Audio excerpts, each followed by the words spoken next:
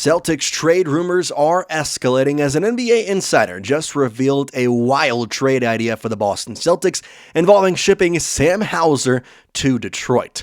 We'll tell you the latest on this trade rumor right here on Celtics Digest. Welcome everybody, I'm Jace Andrews. I appreciate you tuning in to today's show.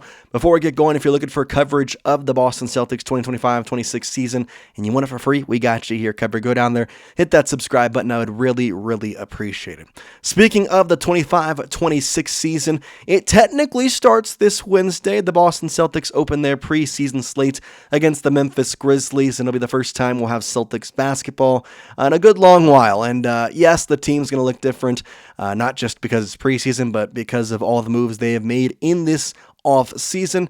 A lot of these moves, they're trying to get under that second apron, and now they're with the first apron, and in some reports, the Celtics are trying to get under that as well, and that's where we kind of talk about these trades and what the Celtics could do to potentially get under that first apron. So that's where we get our headline today. The Celtics could reunite with a 6'4" guard that would cut ties with a 42% sharpshooter.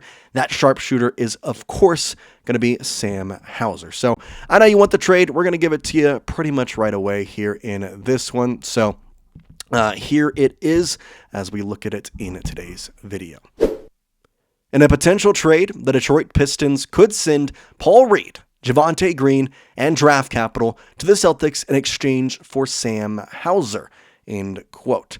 Now, this is funny because in the beginning of the article, they kind of quoted this to be, the Celtics need some big man. And while technically you're getting that, this is what Tyler Rourke of Sporting News said in the previous part of the article, saying, after losing Al Horford, Luke Kornet, and Kristaps Porziņģis, they are left with no solidified starting center and will continue to monitor the progress on Jayson Tatum's ACL injury. Now, you talk about the big man here, but the reason that he put this here was not because of this trade, not because of, there was going to be a center a part of it, but more because of this is going to be a different team. You see Boston receive the forward in Paul Reed, the shooting guard in Javonte Green, and some draft capital. Detroit would receive the small forward in Sam Hauser. And so the trade is here. I think it's a very interesting one. If you're talking about money-wise, it's going to save the Celtics right around $3 million. They're about $6 million still above the first apron, so it doesn't get them below that. However, it does get them closer, and they could work around some money in some ways to then from there potentially make it under the first apron. It would still take some nifty moves, but it definitely is a possibility. So once again, we'll get you a look at the trade here real quick. Boston receives forward Paul Reed and Javonte Green in draft capital. We send off Sam Hauser. I ask you now, would you make this trade? If you would make this trade, then I want you to type T in the comment section. If you think, I'm good, I don't want to make this one, then I want you to type P for pass. I'm intrigued by this trade. I don't know if I'm a T or a P. I really do think that this is an interesting one for the Boston Celtics, because if we look at their depth chart right now, Derrick White, Anthony Simons, Jaylen Brown, Sam Hauser, and Neemias Queta is your scheduled starting five. I like the idea of Sam Hauser being here, but in the power forward role, I'm intrigued to see how that all works. It's going to be a much smaller team than what the Celtics have put out there in the past couple of years. We kind of expected that in a lot of ways, but there's also the question mark with Neemias Queta.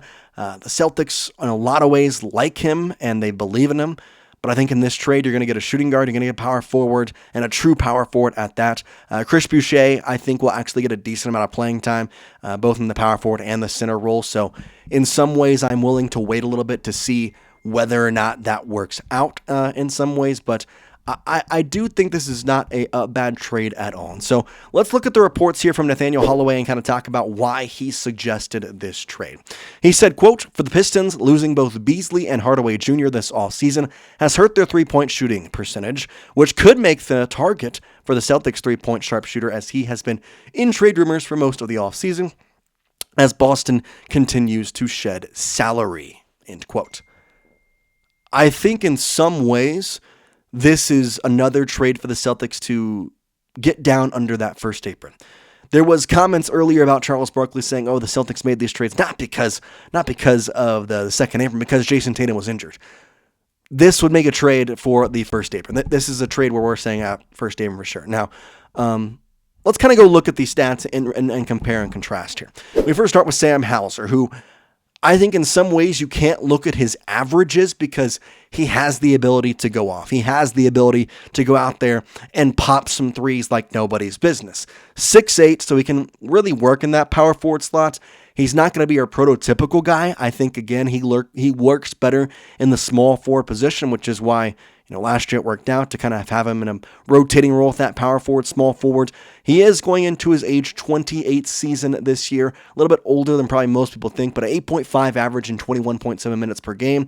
But the three-point percentage being .416 is great. And you see that stat on the very bottom of the screen on the right-hand side. 0.842% of all his shots are threes. Or 84.2% of all his shots are threes, rather. That's an insane amount. And we all know, Sam Hauser, he's a catch-and-shoot guy in the corner. That's what he's going to do.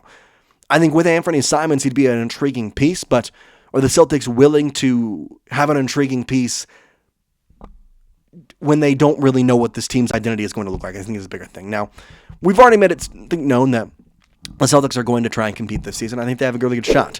And so looking at this trade, Paul Reed is part of it. He's 26 years old. He's got a great field goal percentage. I think the big thing with him is he's 6'9", so he's going to be a better positional fit in that small forward role. I like this especially if we're going to see a lot more time with Chris Boucher. 4.1 points per game, 2.7. He'd be a work in progress. His defensive box plus minus 4.0. He's a very good defensive player, and I think in some aspects it's going to be more of the identity of the Celtics being a defensive mind, especially after the loss, or rather not the loss, but the trade of Jrue Holiday. I think he fits well in that light. The big thing to me, though, is you're trading one player for two and getting draft capital, and on top of which, you're going to be able to then shed some cap as well. So I think in a lot of ways, this is going to be a pretty big trade. And then on top of which, you're going to get the shooting guard in Javonte Green, 6'4". He is a little older, 32 years old, 18.5 minutes per game last year, averaged 5.1 and 3.2 on the rebounds, 0.8 assists. Nothing strikes me as this guy is, great. He always gets his threes assisted. He doesn't shoot the three-point ball at a great clip.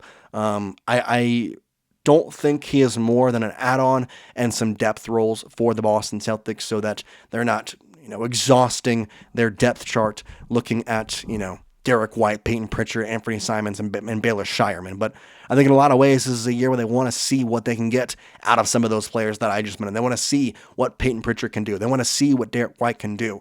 Anthony Simons is still an interesting case to me because I think he'd be great for this year, but I see no world where the Celtics sign him back next offseason. So, maybe it's a one-type thing, and Maybe Jayson Tatum comes back in March and we're feeling like a good team and it's all going to work out. But overall, it's an intriguing trade. It's something that I think would be helpful in a lot of different lights because you're getting draft capital, you're getting two players, you're shedding cap.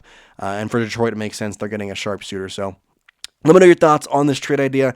I think after it's all said and done, I'm probably leaning towards a trade rather than a pass on this one. I think it's an intriguing idea. I think it's a decent one at that. So let me know your thoughts down in the comments section. We appreciate you. And if you made it to the end of the video, do me a favor, go down there and type real one. I know that y'all are the ones watching all the way through, and I really do appreciate it. For now, though, we appreciate you, and we'll see you next time here on Celtics Digest. Peace out, guys.